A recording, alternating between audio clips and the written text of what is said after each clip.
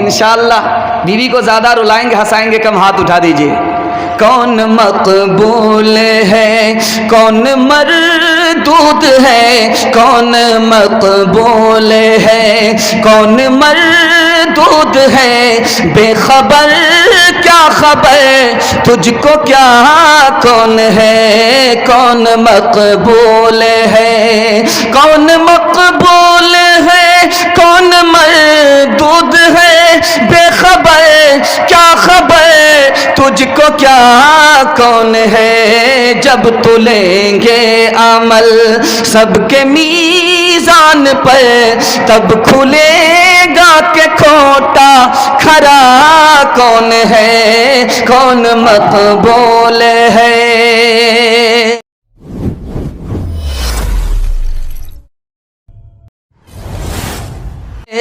بہت خوبصورت پیغام تیزی کے ساتھ لا رہا ہوں، دل خوش کر دیا آپ نے، میزبانی کا حق ادا کر دیا۔ دل سے دعا کرتا ہوں اللہ پوری بستی کو اور جلسہ میں سننے والے تمام بستی کے لوگوں کو قبول فرمائے۔ دھیان سے سنیے گا، موت جس وقت آتی ہے اس وقت انسان کی کیا حالت ہوتی ہے، بہت خطرناک حالت ہوتی ہے۔ 100 تلوار اگر پڑے آدمی زندہ رہے کیسی تکلیف ہوتی ہے، اس سے بھی زیادہ تکلیف ہوتی ہے۔ جس طرح سنٹھی سے ہم پٹوا نکالتے ہیں اسی طرح روح پورے جسم سے نکالی جاتی ہے۔ کیسے نکلتی وہ عجیب وقت ہوتا ہے، دھیان سے سنیے گا، سنانے کے لیے جا رہا ہوں۔ اس منظر کو سامنے رکھیے، پیغام ذرا سنیے۔ جب اس وقت روح نکلتی ہے آدمی تڑپتا ہے، 1 دن ہو گیا روح نہیں نکلی، 2 دن ہو گیا روح نہیں نکلی، تو لوگ کہتے ہیں کہ یہ بہت نافرمان آدمی تھا اس لیے روح نہیں نکل رہی ہے، غلط ہے۔ جو آدمی طاقتور ہوتا ہے اس کی روح دیر سے نکلتی ہے، جو کمزور آدمی ہوتا ہے اس کی روح جلدی نکل جاتی ہے۔ دوسری بات یاد رکھیے، لوگ کہتے ہیں کہ اس وقت شیطان پیشاب پلاتا ہے، غلط بات ہے، شیطان پیشاب وشاب نہیں پلاتا۔ لوگ کہتے ہیں کہ روح نہیں نکل رہی ہے، ایمان پر خاتمہ نہیں ہوا، غلط ہے۔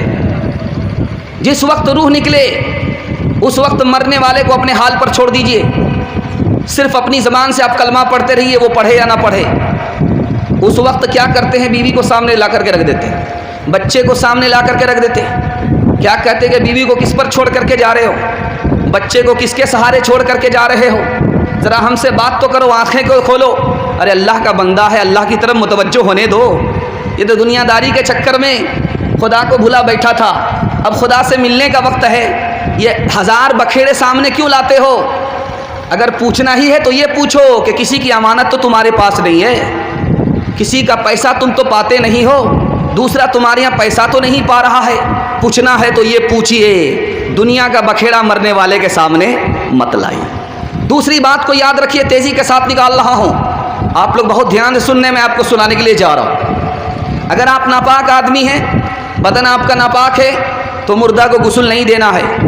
اگر ناپاک آدمی مردہ کو غسل دیتا ہے تو گناہ ہوگا۔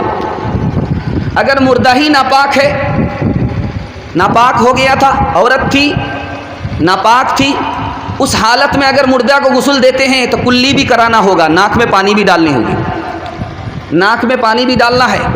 اگر مردہ ناپاک تھا، غسل نہیں کیا تھا، عورت ناپاک تھی، ناپاکی کا زمانہ چل رہا تھا، اس حالت میں اگر انتقال کر گیا مرد اور عورت تو ناک میں بھی پانی ڈالنا پڑے گا۔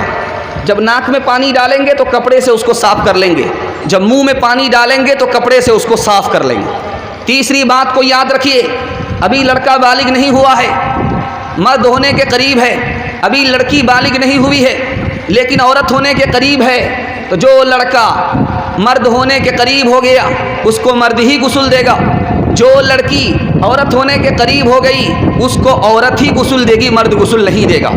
تیسری بات کو یاد رکھیے جو میں آپ کو سنانے کے لیے جا رہا ہوں، تیسری بات کو یاد رکھیے، صبح میں بالکل کسی کا انتقال ہوا، صبح سویرے انتقال ہوا ہے، جمعہ کا دن ہے، لیکن ہم لاش کو روک کر کے رکھے ہوئے ہیں، جب جمعہ کی جماعت ہوگی تو بڑی جماعت ہوگی، اس وقت جنازہ پڑھیں گے، غلط ہے۔ رشتہ دار دلی سے آ رہا ہے، اس کے آنے کا انتظار کرتے ہیں، زیادہ دیر ہو رہی ہے، غلط ہے۔ فلاں عالم کو آنا ہے، جب وہ آئے گا وہ جنازہ پڑھائے گا، اس کے آنے میں زیادہ دیر ہے، غلط ہے۔ جلدی سے پڑھائیے، فرشتہ انتظار کر رہا ہے، اللہ انتظار کر رہا ہے، خدا کے بندے کو خدا کے حوالے کیجئے، دیر مت کیجئے۔ دوسری بات یاد رکھیے جو سنانے کے لیے جا رہا ہوں، جب آدمی جنازہ پڑھتا ہے اللہ اکبر جب تکبیر بولی جاتی ہے تو آسمان کی طرف سر اٹھاتا ہے، غلط ہے، آسمان کی طرف سر نہیں اٹھانا۔ دوسری بات، جب آدمی جنازہ پڑھتا ہے تو جوتا پہن کر کے پڑھتا ہے۔ یاد رکھیے جو لوگ جوتا پہن کر کے جنازہ پڑھتے ہیں، جوتا اتار کر کے جوتے پر پیر رکھ کے جنازہ پڑھتے ہیں، جو لوگ جوتا پہن کر کے جنازہ پڑھتے ہیں جوتا اتارتے بھی نہیں ہیں، ان کے لیے ضروری ہے جو لوگ جوتا پہن کر کے جنازہ پڑھ رہے ہیں تو دو چیز کو دیکھنا ضروری ہے۔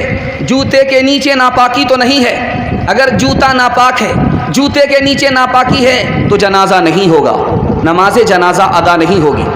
ایک صورت ہے آپ چپل پر پیر رکھیے، پیر کو نکال لیجئے، چپل کے اوپر رکھیے، لیکن دیکھ لیجئے کہ چپل کے اوپر پاک ہے کہ نہیں، اگر پاک ہے تو اس طرح نماز جنازہ پڑھنا صحیح ہے۔